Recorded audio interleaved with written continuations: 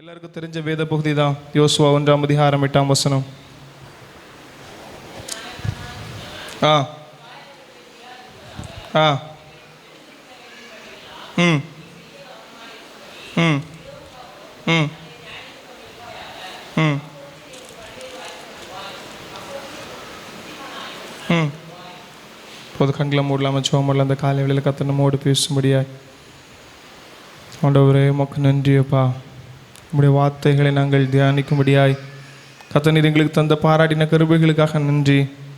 ஆண்டவர் ஆராதனை தொடக்கும் முதல் இம்மட்டும் உடைய கருபை பிரசனம் எங்களோடு இருந்ததுக்காக நன்றி ஆண்டவரே. அப்பா உமக்கு நன்றி, அப்பா உமக்கு நன்றி. என்னை காண்பவரே, தினம் காப்பவரே, என்னை காண்பவரே, தினம் காப்பவரே, ஆராய்ந்து அறிந்திருக்கின்றீன், சுற்றி சுற்றி சூழ்ந்திருக்கின்றீன், ஆராய்ந்து அறிந்திருக்கின்றீன், சுற்றி சுற்றி சூழ்ந்திருக்கின்றீன். நான் அமர்வதும் நான் எழுவதும், நான் அமர்வதும் நான் எழுவதும் நன்றாய் நீர் அறிந்திருக்கின்றீர், என்னை நன்றாய் நீர் அறிந்திருக்கின்றீர். என்னை காண்பவரே, தினம் காப்பவரே, என்னை காண்பவரே, தினம் காப்பவரே. கருவையும் கண்கள் கண்டன, கருவையும் கண்கள் கண்டன, மறைவாய் வளர்வதை கவனித்தீரே. என் கருவையும் கண்கள் கண்டன, மறைவாய் வளர்வதை கவனித்தீரே. அதிசயமா பிரமிக்கத்தக்க பக்குவமாய் உருவாக்கினீ. நான் அதிசயமா பிரமிக்கத்தக்க பக்குவமாய் உருவாக்கினீ. நன்றி ராஜா இயேசு ராஜா, நன்றி ராஜா இயேசு ராஜா. என்னை காண்பவரே, தினம் காப்பவரே, என்னை காண்பவரே, தினம் காப்பவரே. அன்பான பிதாவே, இந்த காலை வேளையில் கத்திரங்களோடு பேசுங்க. எங்களை காண்கிற ஒரு தேவன் உண்டு ஆண்டவரே. எங்கள் நடக்கைகள் உட்கார்ந்திருக்கிறதில் நாங்கள் படுத்திருக்கிறது எல்லாம் அறிந்திருக்கிற தேவன். ஆவியானவர் கத்தனை எங்களோடு இடைபடும்படி செபிக்கிறோம். இம்மட்டும் பிரசனம் கூட இருந்ததப்பா. கொஞ்ச நேரம் தேவனுடைய வேதத்தை தியானிக்க போகிறோம். கத்ததாம் எங்களை ஒவ்வொருத்தரோடும் பேசுங்க, இடைவிடுங்க.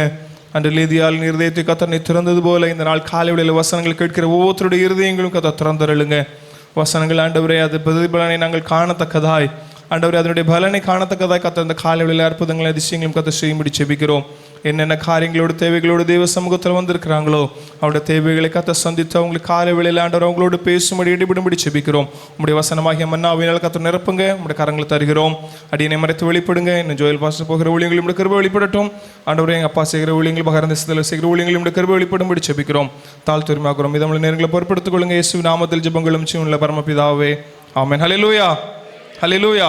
எல்லாரும் ஒருக்கா கூட அந்த வசனத்தை சேர்ந்து வாசிக்கலாமா? யோசுவா எழுதின புஸ்தகம் 1ஆம் அதிகாரம் 8ஆம் வசனம். எல்லாரும் எடுத்துக்கொள்ளுங்க. பழைய ஏற்பாட்டில் 269. ஒருவேளை பைபிள் கொண்டு வராமல் வந்திருப்பீங்களா? ஸ்க்ரீனில் பாருங்கள். Joshua chapter 1 verse 8. இந்த நியாயப்பிரமாண புஸ்தகம் உன் வாயை விட்டு பிரியாதிருப்பதாக, இதில் எழுதியிருக்கிறவைகளின்படி எல்லாம் நீ செய்ய கவனமாக இருக்கும்படி இரவும் பகலும் அதை தியானித்து கொண்டிருப்பாயாக. அப்பொழுது நீ உன் வழியை வாய்க்க பண்ணுவாய், அப்பொழுது புத்திமானாய் நடந்து கொள்வாய். ஹல்லேலூயா. இந்த காலையில் கர்த்தர் நம்மோடு பேசுவாராக. வழியை வாய்க்க பண்ணுவார் என்று சொல்லி இந்த காலையில் மத்தியில் பேசலாம்னு ஆசைப்படுகிறேன். எத்தனை பேர் சந்தோஷமாக இருக்கிறீங்க வழியை வாய்க்க பண்ணும்படியாய்? கொஞ்சம் பேருக்கு தான் வழியை வாய்க்க பண்ணணுமா? மற்றவங்களும் வழி வாய்க்க வேண்டாமா?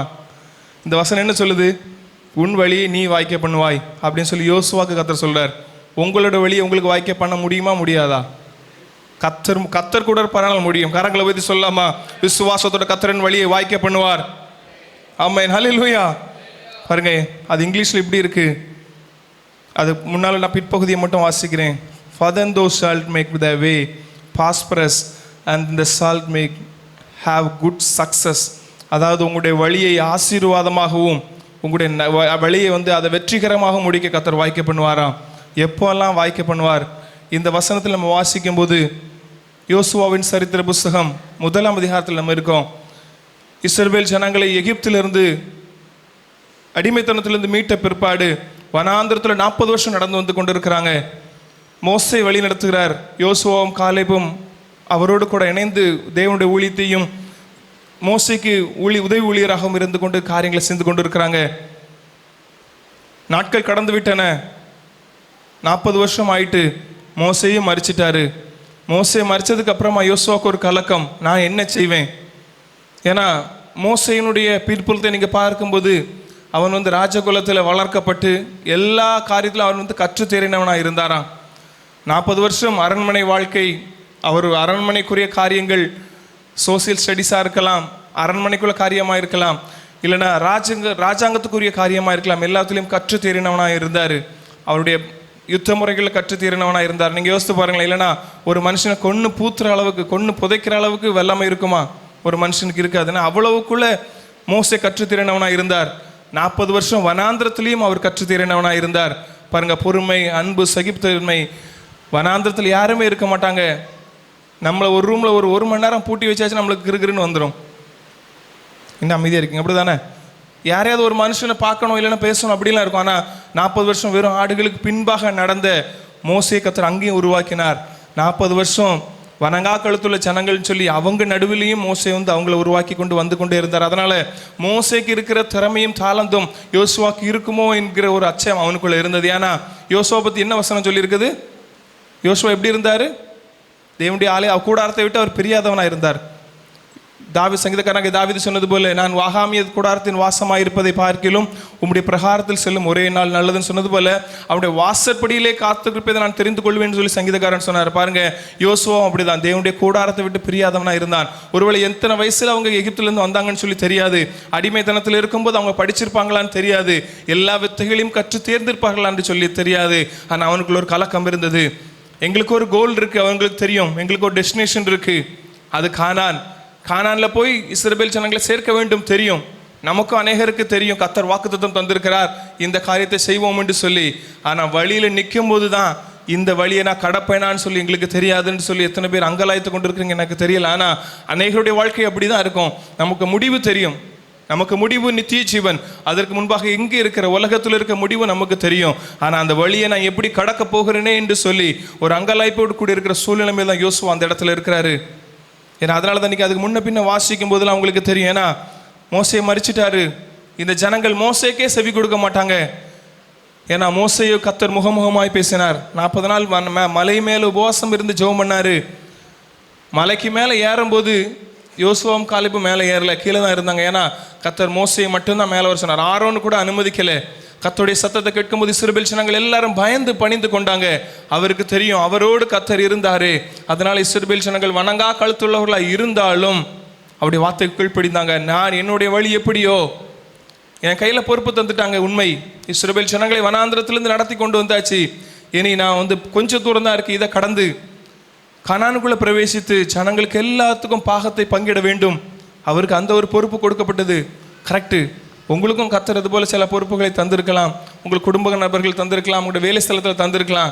நான் எப்படி செய்வேனே என்று சொல்லி அங்கலாய்த்து கொண்டு இருக்கும்போது பாருங்க, கர்த்தர் மோசையோடு பேசினது போல அந்த 2வது வசனத்தில் அப்படியே பார்க்கும்போது, என் தாசனாகிய மோசே மரித்து போனான், இப்போது நீயும் இந்த ஜனங்கள் எல்லாரும் எழுந்து இந்த யோர்தானை கடந்து இஸ்ரவேல் புத்திரருக்கு நான் கொடுக்கும் தேசத்துக்கு போங்கள்னு சொல்லி கர்த்தர் சொல்றாரு. அவருக்கு தெரிஞ்சுட்டு நான் தான் கொண்டு போகணும், ரைட்டு. கர்த்தரோட பேச ஆரம்பிக்கிறார் ஒரு வார்த்தையா. பாருங்க, அந்த 5ஆம் வசனம் வாசிங்களேன். யோசுவா 1ஆம் அதிகாரம் 5ஆம் வசனம். நீ உயிரோடு இருக்கும் நாளெல்லாம் ஒருவனும் உனக்கு முன்பாக எதிர்த்து நிற்பதில்லை. நான் மோசேயோடு இருந்தது போல உன்னோடும் இருப்பேன். நான் உன்னை விட்டு விலகுவதும் இல்லை, உன்னை கைவிடுவதும் இல்லை. போதும் பாருங்க, அவருக்கு ஒரு அங்கலாய்ப்பு இருந்தது. அப்போதான் கர்த்தர் அவனோட சொல்லாரு, நீ உயிரோடு இருக்கும் நாளெல்லாம் ஒருவனும் உனக்கு முன்பாக எதிர்த்து நின்றதில்லை. பாருங்க, இஸ்ரவேல் ஜனங்களை வனாந்திரத்தில் நடத்தி வரும்போது மோசேக்கும் ஆரோனுக்கும் விரோதமாக எழும்பின ஜனங்களை நான் எப்படி நடத்துவேனோ என்று சொல்லி அங்கலாய்ப்போடு இருந்த யோசுவாவோடு கர்த்தர் சொல்லார், நீ உயிரோடு இருக்கும் நாளெல்லாம் உனக்கு முன்பாக ஒருவனும் எதிர்த்து நிற்பதில்லை என்று சொல்லி, நான் மோசையோடு இருந்தது போல உன்னோடும் இருப்பேன், நான் உன்னை விட்டு விலகுவதும் இல்லை, உன்னை கைவிடுவதும் இல்லை என்று சொல்லி வழியை எப்படி வாய்க்கப்பட என்று ஒரு அங்கலாய்ப்போடு இருக்கும்போது தான் கர்த்தர் தொடர்ந்து அந்த சொல்லிக் கொண்டிருக்கிற. பாருங்க 6ஆம் வசனம், பலம் கொண்டு திடமனதாயிரு, இந்த ஜனத்தின் பிதாக்களுக்கு நான் கொடுப்பேன் என்று ஆணையிட்ட தேசத்தை நீ இவர்களுக்கு பங்கிடுவாய். என் தாசனாகிய மோசே உனக்கு கற்பித்த நியாய பிரமாணங்கள் படி எல்லாம் நீ செய்ய கவனமாய் மாத்திரம் இரு, மிகவும் பலம் கொண்டு திடமனதாயிரு, நீ போகும் இடமெல்லாம் புத்திமானாய் நடந்து கொள்ளும்படி அதை விட்டு வலதுபுறம் இடதுபுறம் விலகாதிருப்பாயாக என்று சொல்லி தொடர்ந்து அந்த வசனம் சொல்றாரு. இந்த நியாய பிரமாணத்தின் புஸ்தகம் உன் வாயை விட்டு பெரியாதிருப்பதாக, இதில் எழுதியிருக்கிறவைகள் எல்லாம் செய்யும்படி நீ கவனமாயிரு, இரவும் பகலும் அதை தியானித்து கொண்டிருப்பாயாக, அப்போது நீ உன் வழியை வாய்க்க பண்ணுவாய், நீ புத்திமானாய் நடந்து கொள்வாய்.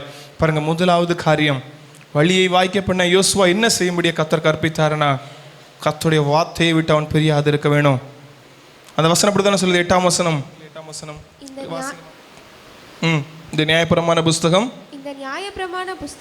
உன் வாயை விட்டு பிரியாதிருப்பதாக, இதில் எழுதியிருக்கிறவைகளின்படி எல்லாம் நீ செய்ய கவனமாய் இருக்கும்படி இரவும் பகலும் அதை தியானித்துக் கொண்டிருப்பாயாக. போதும் பாருங்க, நம்முடைய வழியை வாய்க்க பண்ண முதலாவது செய்ய வேண்டிய காரியம், நாம் இரவும் பகலும் கர்த்தருடைய வேதத்தில் தியானமா இருக்கிறோம். ஏன்னா சங்கீதம் 1ஆம் சங்கீதம் அப்படித்தானே சொல்லுது, கர்த்தருடைய வேதத்தில் தியானமா இருந்து இரவும் பகலும் வேதத்தில் தியானமா இருக்கிற மனுஷன் பாக்கியவான். பாருங்க, கர்த்தருடைய வசனங்களுக்கு நாம் கீழ்ப்படியும் போது, கர்த்தருடைய வசனங்களுக்கு நம்மை ஒப்பு கொடுக்கும் போது, அர்ப்பணிக்கும் போது கர்த்தர் நம்முடைய வழியை வாய்க்க பண்ண போதுமானவராக இருக்கிறார். அதே தான் சொன்னார், நான் மோசேயோடு என்ன வார்த்தைகளை கற்பித்தனோ இஸ்ரவேல் ஜனங்கள் கீழ்ப்படியும்படியாய் நடக்கும்படியாய் நான் என்ன வார்த்தைகளை நியாயப்பிரமாணம் உனக்கு கொடுத்தனோ, ஜனங்களுக்கு கொடுத்தனோ, அந்த வார்த்தைகளை நீ செய்யும்படி கவனமாய் இருக்கும்போது உன்னோட வழியை வாய்க்க பண்ணுவேன். ஏன்னா நீ அங்கலாய்ப்போடு கவலையோடு இருக்கலாம், எப்படி இருந்தாலும் சரி, என்ன நான் உன்னை நடத்தி வந்த வழிகளை திரும்பி பாருன்னு சொல்லி கர்த்தர் சொல்லும்போது, ஏசாயா 43ஆம் அதிகாரம் அந்த 16 to 19 வரைக்கும் மட்டும் வாசிக்கிறீங்களா, அதுக்கப்புறம் மீதமுள்ள பகுதிக்கு நம்ம கடந்து செல்லலாம். ஏசாயா எழுதின தீர்க்க தரிசன புஸ்தகம் 43ஆம் அதிகாரம் 16 to 19. ஏசாயா சாப்டர் 43 verse 16 to 19.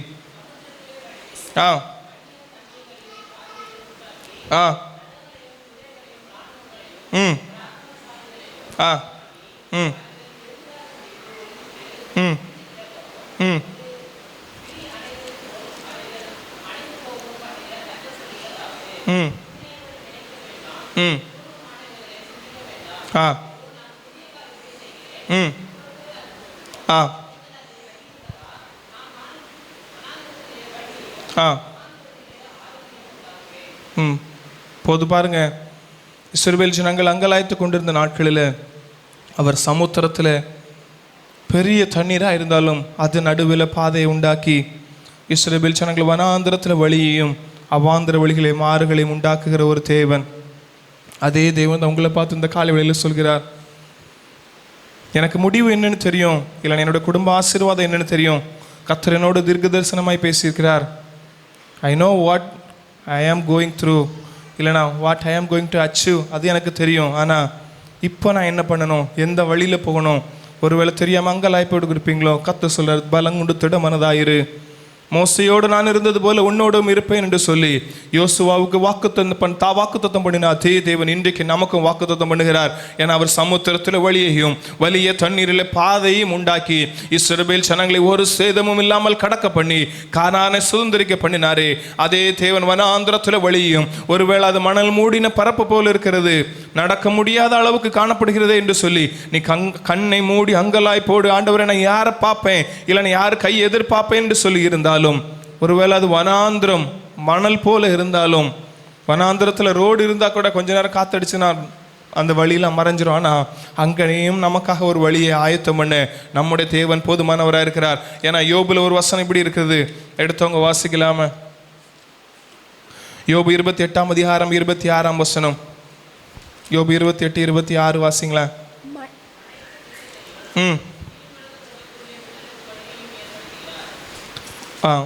அவ்வளோதான். மழைக்கு திட்டத்தையும் இடி முழக்கத்தோடு கூடிய மின்னலுக்கு வழியும் ஏற்படுத்துகிறாராம்.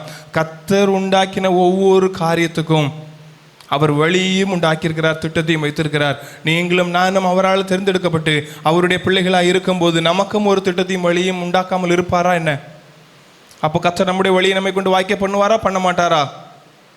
சத்தமே இல்லையே. வாய்க்க பண்ணுவார் தானே? பாருங்க, மழைக்கும் இடிக்கும் கூட அவர் திட்டத்தையும் வழியும் உண்டாக்கி வச்சிருக்கிறாராம். மின்னல் வர்றது கூட ஆண்டவர் வழியை வச்சிருக்கிறாராம். மின்னல்லாம் எவ்வளோ சின்னதாக இருக்கும். அது எப்படி சொல்கிறது, நம்மளுடைய எலக்ட்ரிசிட்டியில் கொஞ்சம் பவர் கூடது, அவ்வளோதான். அது வர்றதுக்கு ஒரு நூலில் வழி இருந்தால் கூட போதும். அதுக்கு கூட கர்த்தர் வழியும் திட்டத்தையும் உண்டு பண்ணியிருக்கிறாரனால் நீங்களும் நானும் அவருடைய கரத்தின் கிரியைகளாக இருக்கும்போது உங்களுக்கும் எனக்கும் அவர் வழியை வாய்க்க பண்ண நமக்கு ஒரு வழியை உண்டாக்கின கர்த்தர் அதை நிறைவேற்றவும் போதுமானவராக இருக்கிறார். நம்முடைய வழியை நம்மை கொண்டு வாய்க்க பண்ணும்படியாய் இந்த காலை வேளையில் ஒப்பு கொடுக்கும்படியாய் நம்மை இந்த காலை வேளையில் கர்த்தர் நம்மோடு இடைப்பட்டு கொண்டிருக்கிற இந்த வசனங்களுக்கு கீழ்ப்படியும்படியாய் கர்த்தருடைய சமூகத்தில் ஒப்பு கொடுக்கும் போது நம்முடைய வழியை வாய்க்க பண்ண அவர் போதுமானவராக இருக்கிறார். அவர் சர்வ வல்லமை உள்ள தேவன். ஒரு வனாந்திரத்தில் வழியும் அவாந்திர வழிகளை ஆறுகளையும் உண்டாக்குகிற தேவன். நம்மோடு இருந்து நம்முடைய வழியையும் வாய்க்க பண்ண அவர் போதுமானவராக இருக்கிறார். 2 சாமுவேல் எழுதின சரித்திர புஸ்தகம் 22ஆம் அதிகாரம் 37ஆம் வசனம். எழுதுறவங்க எழுதி கொள்ளுங்க. 2 சாமுவேல் சாப்டர் 22 verse 37. 2 நாளாகமம் 6ஆம் அதிகாரம் 16ஆம் வசனம். சங்கீதம் 18:36. அந்த 2 சாமுவேல் 22:37 மட்டும் வாசிங்களேன். கொஞ்சம் ஆண்கள் பக்கத்தில் மைக் கொடுங்க தம்பி. 2 சாமுவேல் 22ஆம் அதிகாரம் 37ஆம் வசனம். என் கால்கள் வழுவாதபடிக்கு நான் நடக்கிற வழியை அகலமாக்கினீர். போதும். பாருங்க, ஒருவேளை என்னுடைய பாதை சின்னதாக இருக்குன்னு சொல்லி நினைச்சாலும் நம்முடைய கால்கள் வழுவாதபடிக்கு நம்முடைய நடக்கிற வழியை கர்த்தர் அகலமாக்குவாராம். ஏன் அங்கலாய்ப்போடு இருக்கிறோம், ஏன் கவலைப்படுகிறோம், என்னோட வழி வாய்க்க பண்ணுமோ என்று சொல்லி. பாருங்க, சங்கீதக்காரனுக்கு தாவீது அதை அறிந்து உணர்ந்தவரனா தான் எழுதுறாரு. ஒருவேளை நான் இந்த இடத்துல வலிக்கி விடுவனோ, இல்லை நான் நடக்கிற பாதை ஒத்தடி பாதை போல் இருக்குதுன்னு சொல்லி நீங்கள் நினைச்சாலும் யோசித்து பாருங்களேன். நீங்கள் சின்ன வயசில் பார்த்த பாதைகள் ரோடெல்லாம் இப்போ அப்படியேவா இருக்கு? யோசித்து பாருங்களேன். கொஞ்சம் நம்ம ஒத்தடி பாதையில் நடந்திருப்போம், இல்லை 2 வயலுக்கு நடுவில் நடந்திருப்போம். ஆனால் இப்போ அதெல்லாம் எப்படி இருக்கு? ரெண்டு கார் போகிற அளவுக்கு கர்த்தர் அகலமாக்கி இருக்கிறார்ல. இந்த உலக மனுஷன் அவனுடைய அறிவில் ஒரு சின்ன பாதையை அகலமாக்கும் போது நீங்களும் நானும் நடக்கிற பரம தகப்பனோட பிள்ளைகளாய் அவருடைய அம்பாசஸாக நம்ம நடக்கும்போது நமக்கு முன்னால் இருக்கிற பாதையும் கர்த்தர் அகலமாக்க அவர் போதுமானவராக இருக்கிறார். ஏன்னா நம்முடைய கால்கள் வலுவாதபடி கர்த்தர் பாதுகாக்கிறாராம். நமக்கு முன்பாக தூதர்களை அனுப்பி நம்மை சுற்றிலும் தூதர்கள் பாளையத்தை அனுப்பி பாதுகாக்கிற தேவன் நம்முடைய கால்கள் வலுவாதபடிக்கு நம்முடைய வழியை அகலமாக்கி நம்முடைய பாதையை செவ்வையாக்குற ஒரு நல்ல தேவன். அவர் தான் சொல்றாரு, நீ உன் வழியை வாய்க்க பண்ணுவாய். You can make your way success or prosperous.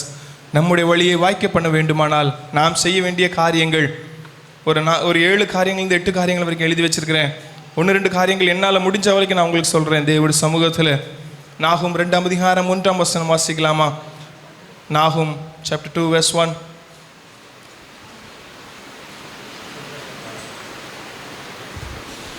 சிதறடிக்கிறவன் உன் முகத்துக்கு முகமாக வருகிறான்.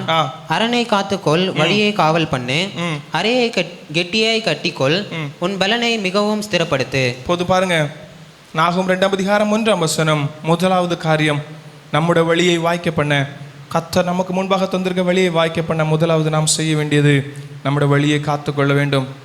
எத்தனை பேர் அந்த காரியத்தில் உறுதியாக இருக்க விரும்புகிறீங்க? என்னோட வழியை நான் காத்துக்கொள்ள விரும்புகிறேன். ஏன்னா கர்த்தர் ஒவ்வொருத்தருக்கும் ஒவ்வொரு வழியை தான் தந்திருக்கிறார். நீங்கள் நடக்கிற பாதையில் நான் நடக்க முடியாது, நான் நடக்கிற பாதையில் நீங்கள் நடக்க முடியாது.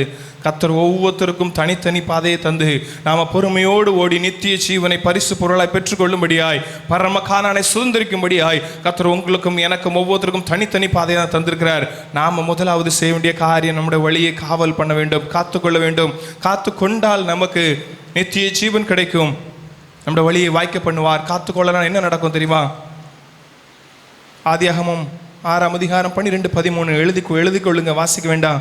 மாம்சமான யாவரும் பூமியின் மேல் தங்கள் வழியை கெடுத்து கொண்டதனால் தேவன் அவர்கள் பூமியோடு அழித்து போடுவாராம்.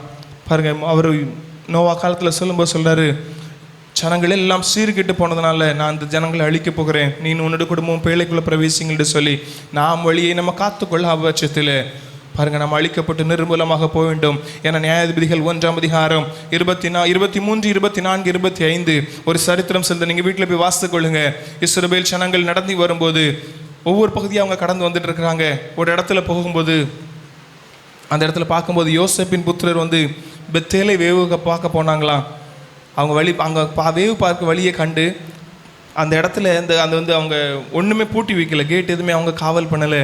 அதில் என்ன நடக்க அவங்க எல்லாத்தையும் காமிச்சு கொடுத்துட்டாங்க. பட்டணத்தில் எல்லாம் காமிச்சு கொடுத்ததுனால நியாயாதிபதிகள் 1ஆம் அதிகாரம் 23, 24, 25 அந்த பட்டணத்தை முழுவதும் சங்காரம் பண்ணி அந்த கடைசி வசந்த பண்ணுவோம். 24, 25 மட்டும் போடுங்க தம்பி டிஸ்பிளேல பாருங்கள். அந்த பேபுக்கார பட்டணத்திலிருந்து புறப்பட்டு மனுஷனை கண்டு பட்டணத்துக்கு பிரவேசிக்கும் வழி எங்களுக்கு காண்பி, உங்களுக்கு தயவு செய்யும் என்றார்கள். அடுத்த வசனம் பாருங்கள். அப்படி அவங்க பட்டணத்துக்கு பிரவேசித்து காண்பி தான் எங்கெங்கெல்லாம் செஞ்சாங்களோ எல்லா இடத்தையும் விட்டு அந்த குடும்பத்தை மட்டும் விட்டுட்டு மற்ற எல்லாத்தையும் சங்காரம் பண்ணிட்டான். நீங்களும் நானும் வழியை காவல் பண்ணாத பட்சத்தில் நீங்கள் காத்துக்கொள்வீர்களானால் கர்த்தர் நமக்கு நியமித்த பாதையை வழியை நீங்கள் காத்துக்கொள்ளும்போது நீங்கள் முடிவில் நித்திய ஜீவனையும் பரிசு பொருளையும் பெற்றுக்கொள்ள முடியும், வழியை வாய்க்க பண்ண முடியும். நீங்கள் வழியை காவல் பண்ணாத பட்சத்தில் சத்ருவாகிய பிசாசானவன் நம்முடைய வழியை கெடுத்து போடும்படியாக நான் அபத்தமாய் கொண்டு ஆயத்தமாய் சுற்றி கொண்டு இருப்பான். ஏன்னா கர்த்தருடைய வசனம் ஊனமாய் சொல்கிறது, பிசாசானவன் கட்சிக்கிற சிங்கம் போல எவனை விழுங்கலாமோ என்று வகை தேடி சுற்றி தெரிந்து கொண்டிருக்கிறானா. ஒருவேளை நம்முடைய வழியை நம்ம காவல் செய்யாவிட்டால் கர்த்தருடைய துணையால் நம்ம காவல் பண்ண முடியும். காவல் செய்யாவிட்டால் இல்லைன்னா காத்துக்கொள்ளாவிட்டால், காத்துக்கொள்ளுதுன்னா என்னன்னா அதை நம்ம தொடர்ந்து அதை பற்றி கொள்வது, தேவன் நமக்கு தந்த வழியை நம்ம பற்றி கொள்ளாத பட்சத்தில் நம்ம அதை விட்டு மாறி போக முடியும், நம்முடைய வழி வாய்க்க பண்ணாமல் போய்விடும். ஆதியாகமம் 18ஆம் அதிகாரம் 19ஆம் வசனம் மட்டும் வாசிங்களேன். ஆதியாகமம் 18ஆம் அதிகாரம் 19ஆம் வசனம். ஆதியாகமம் 18:19. Genesis chapter 18 verse 19.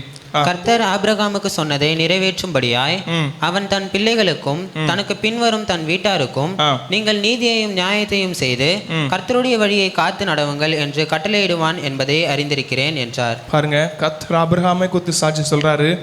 அவன் என்ன பண்ணுவானா, தன்னுடைய அடுத்த தலைமுறைகளுக்கு நீங்கள் கர்த்தருடைய வழியை காத்து நடவுங்கள் என்று கட்டளையிடுவானா. நாம் எத்தனை பேர் அப்படி இருக்கிறோம்? நம்ம ஆராதிக்கிறோம், நாம் தேவ சமூகத்தில் வருகிறோம், நாம் அடுத்த தலைமுறைக்கு நம்முடைய பிள்ளைகளுக்கு கர்த்தருடைய வார்த்தையை கற்றுக் கொடுக்குறோமா? இல்லைன்னா இந்த வழியில் நடக்கணும், இதுவே சத்தியம், இதிலே நடவுகள்னு சொல்லி நம்ம கற்றுக் கொடுக்குறோமா? யோசித்து சிந்தித்து பார்ப்போம். நான் யாரையும் குறை சொல்லும்படியாக வரல, ஆனால் கர்த்தர் கொடுத்த வார்த்தை யோசுவாவுக்கு, அதனால தான் யோசுவா தைரியமாக சொல்லுவார், நானும் என் வீட்டாரும் உண்டால் கர்த்தரையே சேவிப்போம். கர்த்தர் நம்முடைய வழியை வாய்க்க பண்ண வேண்டுமானால் நீங்களும் நானும் மாத்திரமல்ல நம்முடைய அடுத்த தலைமுறைகளும் கர்த்தருடைய வசனத்தை காத்துக்கொள்ளும்படியாய் அவர்களும் கர்த்தருக்கு நேராக நம்ம நடத்தும் போது, ஏன்னா அதே தான் 1 ராஜாக்கள் 2ஆம் அதிகாரம் 3ஆம் வசனம், 1 Kings chapter 2 verse 3 and 2 Chronicle 8 verse 25, 2 நாளாகமம் 8:25 எழுதுது. தாவீது தன் பிள்ளைகளுக்கு என்ன சொல்றானா, கர்த்தருக்கு முன்பாக தங்கள் வழியை காத்து நடந்தால் இஸ்ரவேலின் சிங்காசனம் வீற்றிருக்கத்தக்க புருஷன் ஒருவனும் இல்லாமற் போவதில்லை என்று சொல்லி கர்த்தர் வாக்குத்தத்தம் பண்ணினார் தாவீதுக்கு. உன்னுடைய தலைமுறைகள் சிங்காசனத்தில் வீற்றிருக்கும், ஆனால் அதற்கு முன்பாக ஒரு சின்ன கட்டளை இருக்கு. என்னன்னா, கர்த்தருடைய வழியை காத்து நடக்க வேண்டும். நீங்களும் நானும் ஆசீர்வாதமாய் மாத்திரமல்ல நம்முடைய தலைமுறைகளும் ஆசீர்வாதமாய் மாற வேண்டுமானால் முதலாவது நாம் கர்த்தருடைய வழியை காத்து நடக்க வேண்டும். அப்போது நம்முடைய வழியை வாய்க்க பண்ணுவார். அதற்கு பிற்பாடு நம்முடைய தலைமுறைகளையும் கர்த்தருடைய வழியை காத்து நடக்கும்படியாய் நாம போதிக்கும் போது நம்முடைய வழியை கர்த்தர் வாய்க்க பண்ண போதுமானவராக இருக்கிறார். ஹல்லேலூயா! எத்தனை பேர் சந்தோஷமா இருக்கிறீங்க? ஹல்லேலூயா! நம்முடைய வழியை வாய்க்க பண்ண முதலாவது நாம் செய்ய வேண்டிய காரியம், நாம் கர்த்தருடைய வார்த்தைகளை காத்து நடக்கணும். இல்லை கர்த்தர் நமக்கு தந்த பாதையை காத்து நடக்கணும். ரெண்டாவது காரியம் என்னாகமம் நம்பர்ஸ் 22 chapter 22 verse நீங்கள் 12, 20, 21, 22, 23, 32 வரைக்கும் நீங்கள் அதை தொடர்ந்து நீங்கள் பார்க்கும்போது நம்ம ரெண்டாவது வாசிக்கலாம். வழியை விட்டு விலகக்கூடாதுங்க, வழியை விட்டு விலகவே கூடாது. முதலாவது காத்துக்கொள்ள வேண்டும், கர்த்தர் நமக்கு தந்த வழியை, இல்லைனா நமக்கு தந்த வார்த்தைகளை காத்துக்கொள்ளணும். ரெண்டாவது வழியை விட்டு விலகக்கூடாது. வழியை விட்டு விலகுன என்ன நடக்கும்? கொஞ்சம் பேசுங்களா. வழியை விட்டு விலகுன என்ன நடக்கும்? இப்போ ஃபார் எக்ஸாம்பிள் நீங்கள் இங்கே நடக்கிறீங்கன்னு வைங்களேன், இங்கேருந்து நீங்கள் ஒரு அரை அடி திரும்பி நடந்தீங்கன்னா நீங்கள் போகிற ரோட்டுக்கு போய் சேர முடியுமா? கொஞ்சம் பார்த்து சொல்லுங்களேன். என்ன பார்த்து சொல்லுங்கள். நடக்க முடியுமா? முடியாதா? முடியாதுல்ல. நீங்கள் ஒரு ஸ்ட்ரெயிட்டான ரோட்டில் நடந்து கொண்டு இருக்கிறீங்க, நீங்கள் கொஞ்சம் திரும்பி நடந்துட்டா போதும், அதுதான் வழி விட்டு விலகிறது. நீங்கள் நடக்க வேண்டிய வழியை விட்டு நீங்கள் விலகிட்டீங்கன்னா நமக்கு முன்பாக வச்சிருக்கிற கோல் டெஸ்டினேஷன் இருக்குல்ல, நமக்கு முன்பாக வைத்திருக்கிற ஒரு நிரந்தர தீர்வு, இல்லைனா நம்முடைய முடிவு, அந்த இடத்துல போய் சேர முடியாதுங்க. நீங்கள் திருநெல்வேலிக்கு நடக்கணும்னு நினச்சிங்கன்னா நீங்கள் அப்படியே திரும்பிங்க, இப்படி களக்காடு பக்கமாக போயிடுவீங்க. இடது பக்கம் திரும்பிட்டிங்கன்னா, வலது பக்கம் திரும்பிட்டிங்கன்னா வேறு பக்கமாக போயிடுவீங்க. நமக்கு முன்பாக கர்த்தர் வைத்த பாதையில் நாம் விலகாதபடி நடக்கும்போது அப்போ மாத்திரம் நம்முடைய வழியை நாம் வாய்க்க பண்ண முடியும். ஏன்னா கர்த்தர் நமக்கு ஒவ்வொருத்தருக்கும் ஒரு வழியை தந்திருக்கணும். அதான் முதல்ல சொன்னேன், கர்த்தர் நமக்கு தந்த பாதையில் நீங்களும் வேற ஆளுடைய பாதையில் போக முடியாது, நானும் வேற ஆளுகள் பாதையில் போக முடியாது. ஒவ்வொருத்தருக்கும் கர்த்தர் நியமித்த பாதையில் நம்ம ஓடும்போது மாத்திரம்தான் முடிவில் நித்திய ஜீவனை பெற்றுக்கொள்ள முடியும். ஏன்னா பாருங்க, 2017 வருடத்தில் வேர்ல்ட் சாம்பியன்ஷிப் இன் லண்டன், அதாவது ஒலிம்பிக் போட்டி நடந்து கொண்டு இருக்கிறது. அதில் வந்து கனடாவோட ஒரு தடகள வீரர், அவர் பேர் வந்து ஆரோன் பிரவுன். அவர் வந்து 200 மீட்டர் வந்து ஓடுறார். 200 மீட்டர் அந்த ரன்னிங் ரேஸில் அவர் தான் ப்ரைஸ் வாங்குறார். ஏன்னா அவருடைய அந்த ரெக்கார்டு எவ்வளோன்னா 20.08 செகண்டில் அவர் முடிச்சிட்டார். அவருக்கு மெடல் கொடுத்துட்டாங்க. ஆனால் கொஞ்ச நேரத்தில் அவருடைய பரிசை வாங்கிட்டாங்க. எதுக்குன்னு நினைக்கிறீங்க? ஏன்னா அவர் தான் ஃபஸ்ட்டு வந்தார். அதாவது தடகள போட்டியில், அதாவது விளையாடுற பிள்ளைங்களாம் இருந்தால் தெரிஞ்சிருக்கும், ஒருத்தங்க போய் ப்ரைஸ் வாங்கிட்டாங்கன்னு அதுக்கப்புறம் திரும்ப வாங்குவாங்க தானே? விதிமுறைகளுக்கு அப்பாற்பட்டால் வாங்கிடுவாங்க. புரிஞ்சுதா? இப்போ நாம் ஒரு ஓட்டத்தில் ஓடுறோம், நமக்கு ஒரு ப்ரைஸ் தந்துட்டாங்க. ஆனால் அது யாராவது கம்ப்ளைண்ட் பண்ணுறாங்க, இவன் வந்து கரெக்டான சட்டத்திட்டத்தின்படி ஓடலை அப்படின்னு சொன்னால் வாங்கிடுவாங்க. எதுக்கெல்லாம் வாங்குவாங்கன்னா, அவங்க ஊக்க மருந்து பயன்படுத்தி தான் வாங்குவாங்க. ஆனால் இவர் ஊக்க மருந்து பயன்படுத்தலை, அவர் கரெக்டாக தான் ஓடினார்.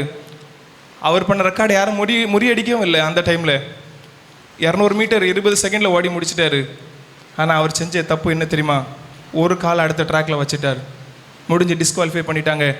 அழிந்து போகிற உலகம் கொடுக்கிற பரிசு பொருளுக்காக ஒருவனை டிஸ்குவாலிஃபை பண்ண முடியுமானால், நீங்களும் நானும் அழியாத நித்திய ஜீவனை பெறும்படியாய் நாம தேவனை நோக்கி பொறுமையாய் ஓடிக்கொண்டிருக்கும் போது நாம் வழியை விட்டு விலகுவோமே ஆனால், நமக்கு முன்பாக நியமித்த நித்திய பந்தய பொருளை நாம் பெற்றுக்கொள்ள முடியாமல் போய்விடும். சகோதரனே, சகோதரியே, வழியை விட்டு விலகாமல் பாதுகாப்பாய் நாம் நமக்கு நியமித்த பாதையில் மாத்திரம் ஓடும்போது நம்முடைய வழியை கர்த்தர் வாய்க்க பண்ணுவார்.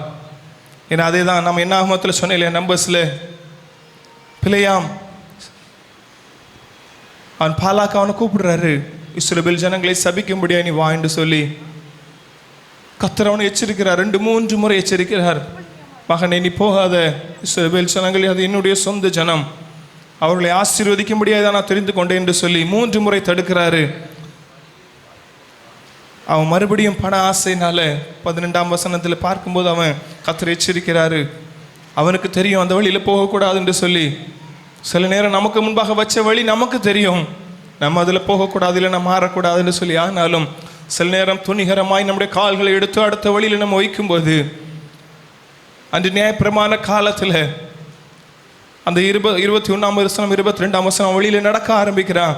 அந்த 23-34 வரைக்கும் பார்க்கும்போது 3 முறை தேவனுடைய தூதன் உருவின பட்டயத்தோடு அவனுடைய வழி முன்பாக நிற்கிறார். இன்றைக்கு நீங்களும் நானும் வழி விலகி போகும்போது தேவன் உருவின பட்டயத்தோடு நிற்பார். ஆனால் ஒருவேளை அவனை பாதுகாக்கிறது அன்றை கழுதை இருந்தது, இன்றைக்கு உங்களையும் என்னையும் பாதுகாக்க ஒன்றுமே உதவாதுங்க. ஏன்னா நம்ம வச்சிருக்கிற மோட்டார் சைக்கிள் பேசுமான்னு தெரியாது, நம்ம வச்சிருக்கிற ஒரு வாகனமும் பேசுமான்னு தெரியல. ஆனால் நீங்களும் நானும் ஆராதிக்கிற தேவன், அவர் கழுதையின் மேல பயணித்த அந்த தேவன் நம்மை இரட்சித்ததுனால, நம்முடைய கிருபையாய் தூக்கி எடுத்ததுனால இன்றைக்கும் என்னுடைய பிள்ளை மறுபடியும் அவனுடைய பாதையில் வரமாட்டானா என்று சொல்லி அங்கலாய் போடு தன்னுடைய கையை விரித்தவராய் பரம பிதாவிடத்தில் பரிந்து பேசிக் கொண்டிருக்கிறவராய் இன்னும் நம்மை நோக்கி பார்த்து கொண்டிருப்பதனால் மாத்திரமே நாம் இன்றும் ஜீவித்துக் கொண்டிருக்கிறோம்.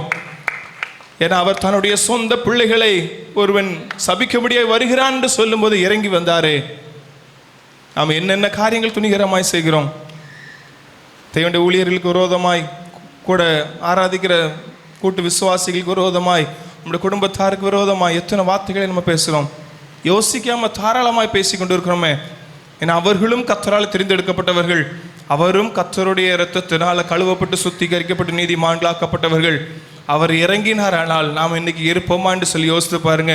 கர்த்தர் நமக்கு முன்பாக வைத்த பாதையை வழியை விட்டு நம்ம விலகி போவோமானால் தேவனுடைய எதிர்ப்புக்கு நம்ம பாத்திரமாய் மாறிவிடுவோம், அழிவுக்கு பாத்திரமாய் மாறிவிடுவோம். நம்முடைய வழியை விட்டு விலகாமல் கர்த்தருடைய வழியை நம்மை கொண்டு வாய்க்க பண்ண, முதலாவது நான் சொன்னேன் அவருடைய வழியை காத்து நடக்கணும்.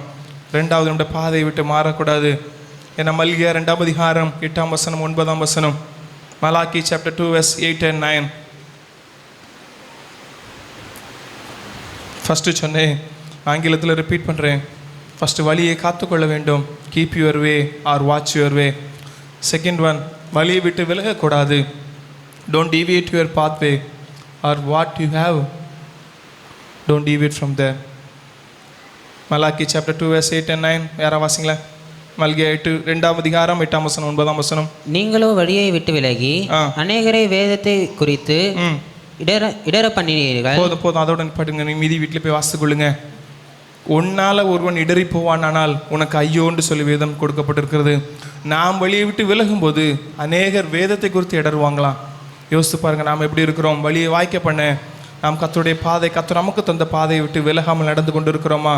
யோசித்து பாருங்க. சங்கீதம் 37-34, சங்கீதம் சாப்டர் 37 verse 34. கர்த்தருக்கு காத்திருந்த அவருடைய வழியை கைக்கொள், அப்பொழுது நீ பூமியை சுதந்திரித்துக் கொள்வதற்கு அவர் உன்னை உயர்த்துவார்.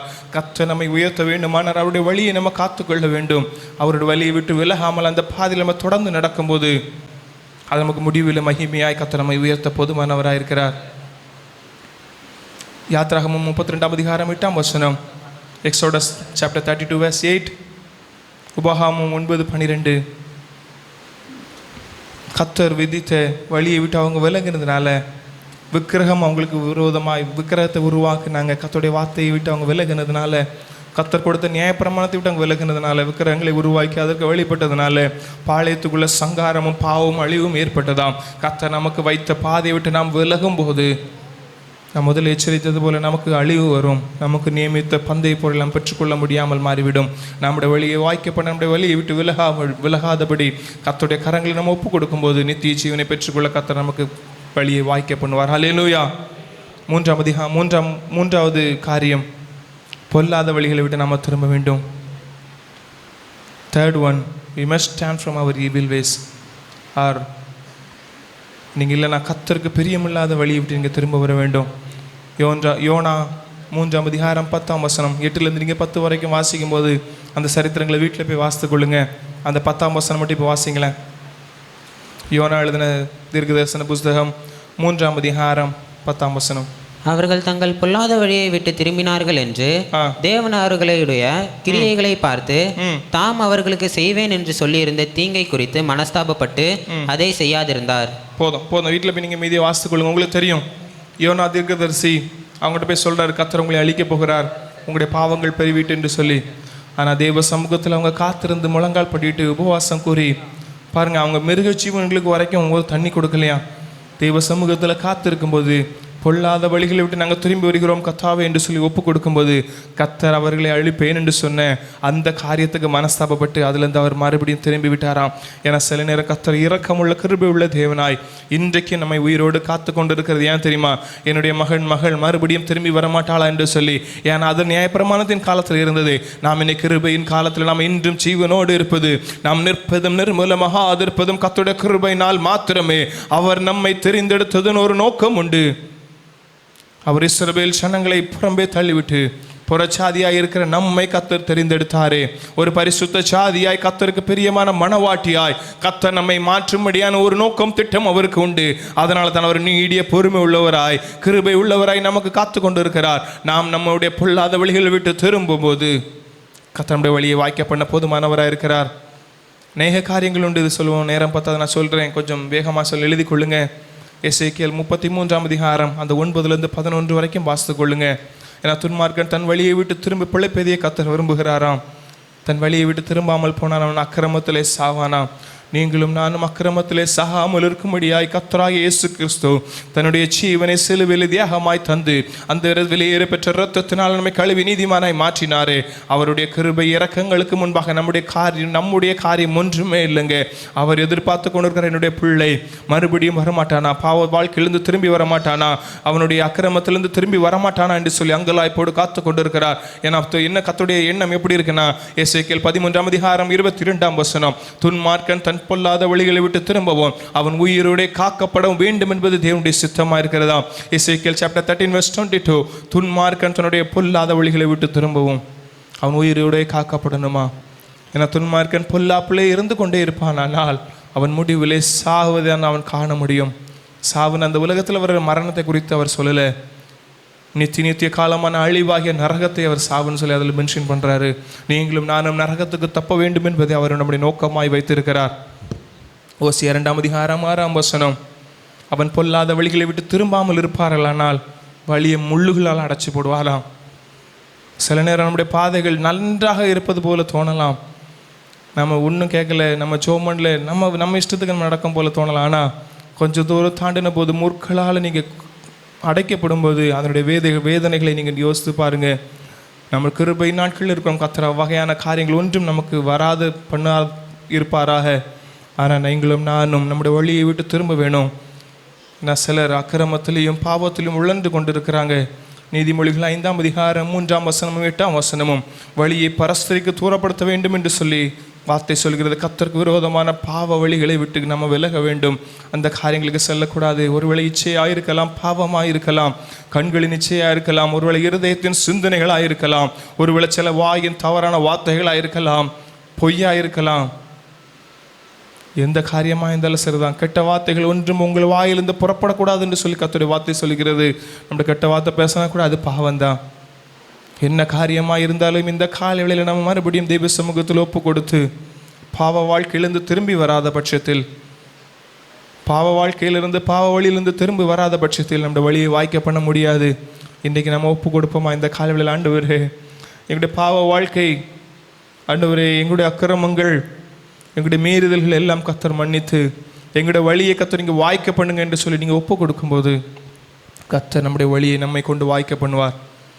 4வது ஒரு காரியம், சங்கீதம் 37:5 வாசிங்களா. 4th one, Psalms chapter 37 verse 5.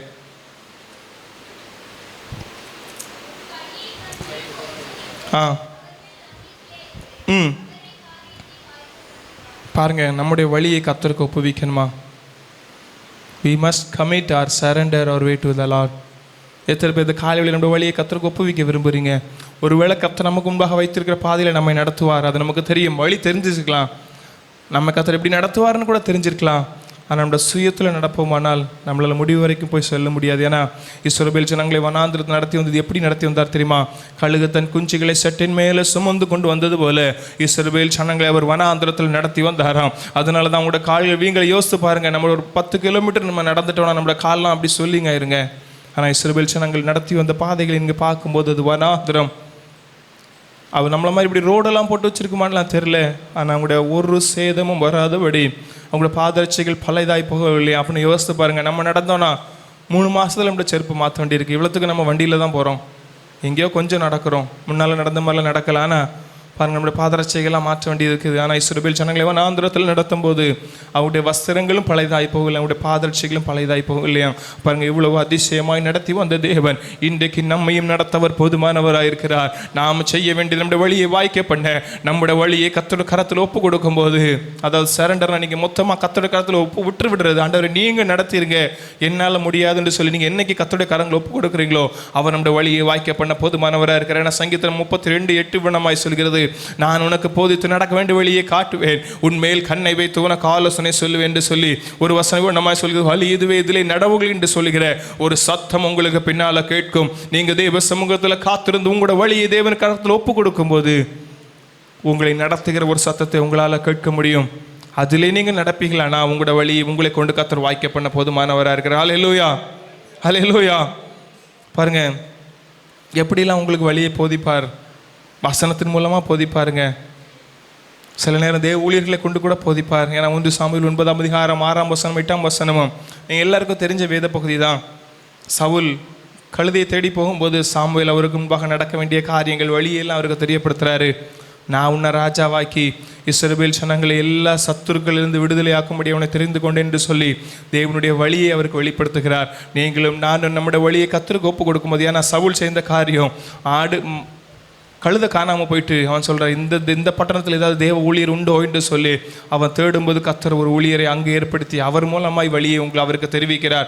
நீங்களும் நானும் தேவ சமூகத்தில் சில நேரங்களில் அங்கெல்லாம் இப்போது கவலையோடு இருக்கும்போது நான் தேவ ஊழியர்கிட்ட மாத்திரம் அல்ல, உங்களுக்காக ஜெபிக்கிற அதாவது இருதய பாரம் எடுத்து ஜெபிக்கிற உங்களுடைய கூட்டு சகோதரிகளாக இருக்கலாம், கூட்டு சகோதரனாக இருக்கலாம், என்ன ஊழியராக இருக்கலாம், யாருனாலும் சரிதான். சில நேரங்களில் வழி எனக்கு தெரியவில்லை என்று சொல்லி அங்கலாய்த்து கொண்டு இருக்கும்போது உங்களோட வழியை கர்த்தருக்கு ஒப்பு கொடுத்து நீங்களும் சோம் பண்ணுங்க, அவங்களையும் சோம் சொல்லுங்க. கர்த்தர் ஒருவேளை அவங்கள கொண்டு பேசலாம், என்ன உங்கள்ட்ட கூட டைரெக்டாகவே கர்த்தர் பேச போதுமானவராக இருக்கிறார். ஏன்னா தாவீது அப்படி தான் பண்ணுவார். அவர் அரசாட்சி ராஜாவாக ஏற்படுத்தப்பட்ட போது 2 சாமுவேல் 5ஆம் அதிகாரம் 17 நீங்கள் 25 வரைக்கும் வாசிக்கலாம். அவன் எடுத்து பெலிஸ்தியர் கேள்விப்பட்டு அவனுக்கு விரோதமாய் வர்றாங்களா, அவன் தேவ சமூகத்தில் போடுக்கிறான், ஜெபிக்கிறான், ஆண்டவரே நான் எப்படி போகணும்னு எனக்கு தெரியலை, என்ன பண்ணணும்னு எனக்கு தெரியலை, எனக்கு வழியை வாய்க்க பண்ணுங்க, இல்லைன்னா வழியை காண்பீங்கன்னு சொல்லி அப்பா ஆண்டவர் சொல்லார், நீ முன்னால் போகாத, பெலிஸ்தீர் வரும்போது பின்னால் போய் உனக்கு நேர முசுக்கட்டை உரசுகிற சத்தம் கேட்கும், அந்த நேரத்தில் நீ போய் யுத்தம் பண்ணு, உனக்கான யுத்தத்தை நான் வாய்க்க பண்ணுவேன் என்று சொல்லி நாம் வழி தெரியாமல் அங்கால அழைத்து கொண்டு இருக்கும்போது தேவ சமூகத்தில் ஜெபிக்கும் போது கர்த்தர் நம்மோடு முகமுகமாயும் பேச அவர் போதுமானவராக இருக்கிறார்.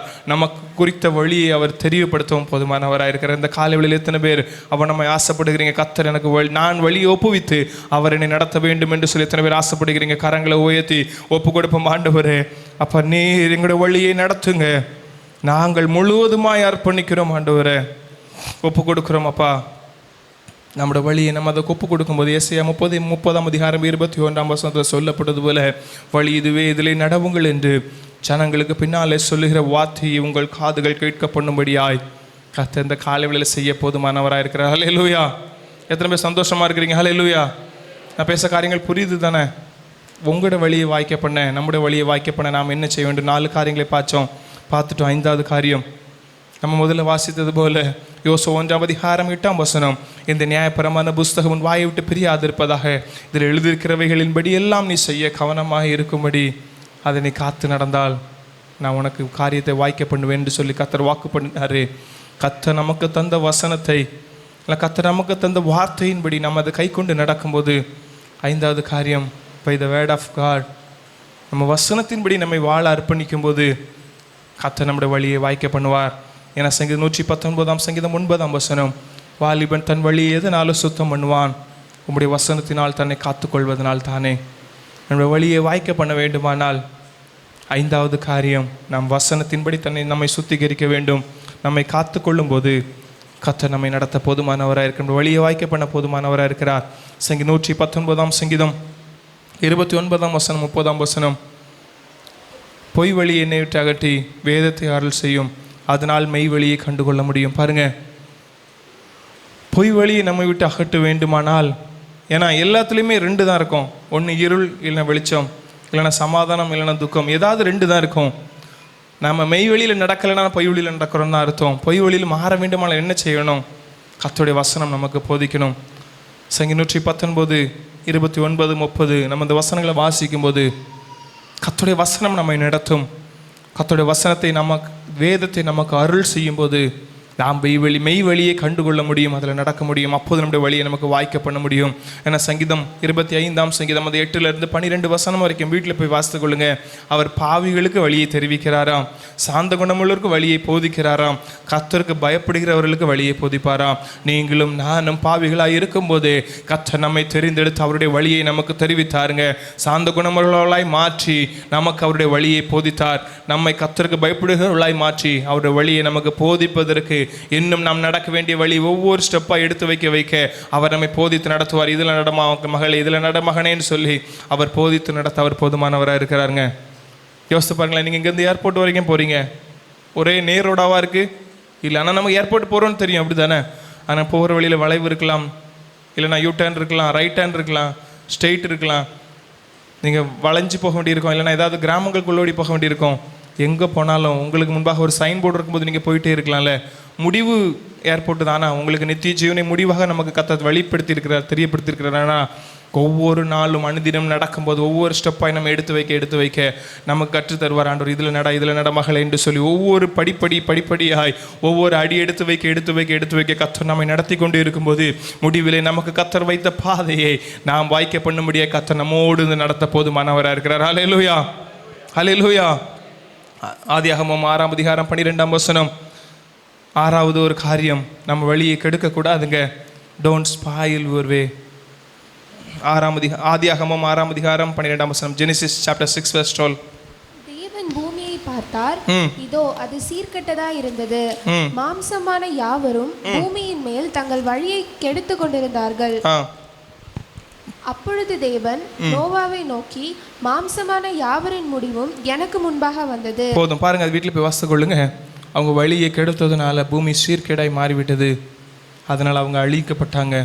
நீங்களும் நான் முதல்ல சொன்ன வழியை விட்டு விலகக்கூடாதுங்க, நம்முடைய வழியை கெடுத்தும் போடக்கூடாது. கர்த்தர் நமக்கு தந்த வழியை நீங்களும் நானும் அதை பொறுமையோடு காத்து நடக்கும்போது நாம் நித்திய ஜீவனை பெற்றுக்கொள்ள முடியும். கடைசியாக ஒரு பகுதியை சொல்லி நிறைவு பண்ண ஆசைப்படுகிறேன். நேரம் முடிவு வரைந்ததுனால ஏழாவது பகுதி, ஏழாவது காரியம். Genesis chapter 24 verse 40. ஆதியாகமம் 24ஆம் அதிகாரம் 40ஆம் வசனம். நான் குடிக்க உன் குடத்தை சாய்க்க வேண்டும் என்று. ஆதியாகமம் 24:40. அவர், நான் வெளிப்படும் கர்த்தர் உன்னோடு தம்முடைய தூதனை அனுப்பி உன் பிரயாணத்தை வாய்க்க பண்ணுவார். இன்னாரிடத்திலும் உன் தகப்பன் வீட்டிலும் நீ என் குமாரனுக்கு பெண் கொள்வாய் என்று சொல்லி. பாருங்க, இது ஆபிரகாமுடைய வேலைக்காரன் எலியேசர். அவர் ஈசாக்கு பெண் கொள்ளும்படியே போகிறாரு. அவர் போகும்போது வழியை வாய்க்க பண்ண வேண்டும் என்று சொல்லி கர்த்தரிடத்தில் கருத்தாய் வேண்டிக் கொண்டார். அவன் ஜெபம் பண்ணி போய்விட்டு கர்த்தர் வழியை வாய்க்க பண்ணினாரோ என்று சொல்லி அவன் பொறுமையோடு காத்திருந்தான். நம்ம அதை பேசுவோம், நேரம் பத்தாது.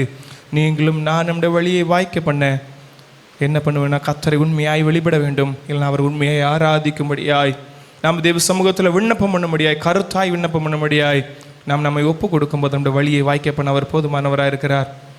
எல்லாம் முழங்கால் படிடலாம் தேவ சமூகத்தில். ஏன்னா சங்கீதக்காரனாகிய தாவீதும் நான் முதல்ல சொன்னேன், பெலிஸ்தியர்கள் யுத்தத்துக்கு நேராக வந்துட்டாங்க, சொத்திலும் படை எடுத்துட்டாங்க. அவர் முதலாவது ராஜ்யபாரத்தில் ஏறும்போது என்ன செய்யணும்னு சொல்லி அவருக்கு தெரியாது. தேவ சமூகத்தில் ஜெபம் பண்ணுறார், ஆண்டவரை நான் எப்படி பிடிப்பேன், இல்லைன்னா பெலிஸ்தியரை எப்படி மேற்கொள்வேன். கர்த்தர் சொல்லார், முசுக்கட்டையின் சத்தத்தின் நுனியின் சத்தம் கேட்கும், அப்போது நீ பின்பாக போய் அவளை அடித்து மேற்கொள்வா என்று சொல்லி நீங்களும் நானும் இந்த கால வேளையில் நம்முடைய வழியை வாய்க்க பண்ண ஒப்பு கொடுப்போமா? அலசி ஆரோக்கியமா 7 காரியங்களும் சமூகத்தில் தேவ சமூகத்தில் உங்களுக்கு கொடுத்துருக்கிறேன், பேசியிருக்கிறேன். முதலாவது காரியம் வழியை காத்துக்கொள்ள வேணும். ரெண்டாவது காரியம் வழியை விட்டு விலகக்கூடாது. மூன்றாவது காரியம் பொல்லாத வழிகளை விட்டு திரும்ப வேணும். நாலாவது காரியம் வழியை கர்த்தருக்கு ஒப்புவிக்கணும். ஐந்தாவது வசனத்தினால தன்னை காத்துக்கொள்ள வேண்டும், பரிசுத்தப்படுத்த வேண்டும். ஆறாவது உங்களுடைய வழியை கெடுக்காதீங்க. ஏழாவது காரியம் கர்த்தரை உண்மையாய் ஆராதிக்க வேண்டும், இல்லைனா கர்த்தருக்காக ஜெபித்து காரியங்களை மேற்கொள்ள வேண்டும், பெற்றுக்கொள்ள வேண்டும், ஒப்பு கொடுக்கலாம். அதை காலை வேளையில் எல்லாரும் முழங்கால் பிடிட்டு ஜெபம் பண்ணலாம். நிறைவு செய்ய போகிறோம். கொஞ்ச நேரம் தேவ சமூகத்தில் ஒப்பு கொடுக்க போகிறோம். முடிவு ஜெபத்தை பாஸ்டர் ஜோசப் முரளி அவங்க ஜெபம் பண்ணுவாங்க. அதுக்கு முன்பாக கொஞ்ச நேரம் ஒரு 2-3 நிமிடங்கள் அலசி ஆராய்வோமா? என்னுடைய வழியை நான் வாய்க்க பண்ணாததுக்கு என்ன காரணம்? என எரேமியா 6ஆம் அதிகாரம் 16ஆம் வசனம், ஜெரேமியா சாப்டர் 6 verse 16, எரேமியா 6:16 இவனமாய் சொல்கிறது, வழிகளில் நின்று பூர்வ பாதைகள் எவைகள் என்று கேட்டு விசாரித்து நல்ல வழி எங்கே என்று பார்த்து அதிலே நடவுங்கள். அதனால் உங்களுக்கு இளைப்பாறுதலும் சமாதானமும் உண்டாகும். ஒருவேளை அநேக வழிகள் நமக்கு முன்பாக நிற்கலாம். எந்த வழியை நான் தேர்ந்தெடுப்பேனோ என்று சொல்லி ஒரு குழப்பமான சூழ்நிலை இருந்தாலும், அங்காலாய்ப்போடு இருந்தாலும், யோசுவாவை போல, ஆண்டவரே நான் ஒன்றுக்கும் தகுதி இல்லாதவன், ஆண்டவரே உலக அறிவோ சாமர்த்தியமோ திறமையோ ஒன்றுமில்லை, என்னுடைய வழியை வாய்க்க பண்ண முடியுமா என்று சொல்லி அங்கலாய்ப்போடு நீங்க இருப்பீங்களா? நான் இந்த காலை வேளையில கர்த்தர் உங்களோடு சொன்னது போல, யோசுவாவோடு சொன்னது போல அதே வார்த்தை தான் உங்களோடு சொல்ல, நான் உன்னோடு இருந்து உன்னுடைய வாய்க்க பண்ணுவேன். உனக்கு முன்பாக ஒருவனும் எதிர்த்து நிற்பதில்லை. ஒருவேளை சத்ருவானவன் கட்சிக்கிற சிங்கம் போல உலக மனுஷர்களாக இருக்கலாம், உங்களுடைய சொந்த பந்தங்களாக இருக்கலாம், உங்களுக்கு முன்பாக எதிர்த்து நின்ற போதும் ஒன்றும் உங்களை தொடாதபடி அணுகாதபடி உங்களுடைய வழியை வாய்க்க பண்ண கர்த்தர் போதுமானவராயிருக்கிறார். மகனே மகளே, உன்னுடைய வழியை கர்த்தருக்கு ஒப்புவிப்பாயானால் அவரே உன்னுடைய வழியை வாய்க்க பண்ண அவர் போதுமானவராயிருந்து எல்லா காரியமும் செம்மையுமாய் நேர்த்தியுமாய் செய்ய அவருடைய வார்த்தைகள் நமக்கு முன்பாய் போதுமானதாயிருக்கிறது. ஆண்டவரே, எங்களுடைய வழியிலே ஆண்டவரே நீங்கள் நின்று நடத்தும்படியாய் எங்களை முழுவதுமாய் அர்ப்பணிக்கிறோம் அப்பா. I will surrender and may you to Lord. You should guide upon us. நீங்க நடத்துங்க ஆண்டவரே. வழி இதுவே, இதிலே நடவுங்கள் என்று சொல்லி ஜனங்களுக்கு கேட்கிற சத்தம் உண்டாகும். அந்த சத்தம் ஆண்டவரே பரிசுத்த ஆவியானவர் எங்களோடு பேசுகிற சத்தமாய் நாங்கள் சத்தத்தை கேட்கிறவர்கள் இந்த காலையில மாற்றுங்கப்பா. ஒப்பு கொடுக்க. எந்த காரியத்தில் குறைவுள்ளவர்களா இருக்கிறோம்? ஒருவேளை பொல்லாத வழிகளை விட்டு திரும்பாமல் இருக்கிறோமா? அக்கிரமம் மீறுதலை விட்டு திரும்பாமல் இருக்கிறோமா? எனக்கு கர்த்தருடைய வசனம் இவ்வளமாய் சொல்லுகிறது, ரட்சிக்க கூடாதபடி என்னுடைய கை குறுகி போகவில்லை, கேட்க கூடாதபடி என் செவி மந்தமாகவும் இல்லை. ஆனால் உங்களுக்கும் எனக்கும் இடையில ஒரு தடை இருக்கிறது, அது உங்களுடைய அக்கிரமங்களே. அதுதான் உங்களுடைய ஜெபத்தை கேட்க கூடாமலும் உங்களுடைய விண்ணப்பங்களுக்கு பதில் தராமலும் இருக்கின்றன சகோதரனே சகோதரியே.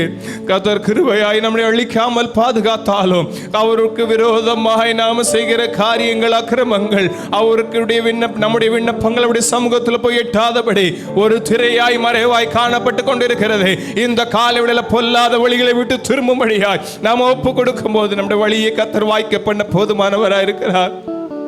உலக மனுஷனை நாடி தேடுவதை விட்டு ஆண்டவரே, எலியேசர் விண்ணப்பம் பண்ணது போல என்னுடைய எஜமான ஆராதிக்கிற ஒரு தேவன் உண்டு, அவர் வழியை வாய்க்க பண்ணுவார் என்கிற ஒரு விசுவாசத்தோடு நாங்கள் ஆராதிக்கிற ஒரு தேவன் உண்டு.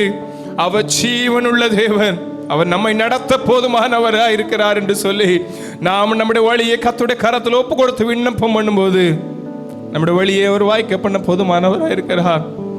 விண்ணப்பம் பண்ணுவதில் நம்ம குறைவுள்ளவர்களாக இருக்கோமா? இந்த காலைகளில் ஒப்பு கொடுப்போம். ஆண்டவரே, நாங்கள் விண்ணப்பம் பண்ணுவதில் குறைவுள்ளவர்களாக இருக்கிறோமே, இப்படி சமூகத்திலிருந்து வார்த்தைகளை பெற்றுக்கொள்ளாமல் ஆண்டவருடைய மாம்சத்தில் அநேக காரியங்களை முடிவெடுத்திருக்கிறோம். அப்பா மன்னிங்க.